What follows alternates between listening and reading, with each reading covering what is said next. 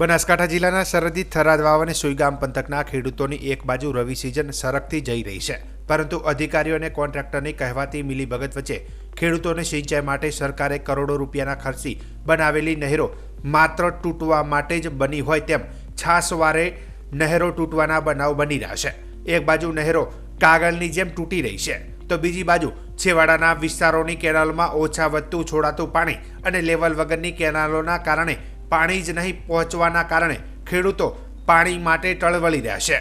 શેરાઉ ગામના ખેડૂત અગ્રણી તેજાભાઈ સાથે વાતચીત કરતા જણાવ્યું હતું કે 1 મહિના પહેલા કેનાલનું કામ કરવામાં આવ્યું હતું। આ માઇનોર કેનાલમાં ઠેર ઠેર તિરાડો પડી ગઈ છે અને પાણી આવતા આજરોજ રાત્રે તળાવ પાસે 35 થી 40 ફૂટનું ગાબડું પડ્યું હતું। જો કે સદનસીબે બાજુના ખેતરમાં કેનાલ ન તૂટી નકાર ખેડૂતને ભારે નુકસાન થોત। હલકી ગુણવત્તાના કારણે કેનાલ તૂટી ગઈ છે તેવા આક્ષેપ પણ ખેડૂત દ્વારા કરવામાં આવ્યા હતા।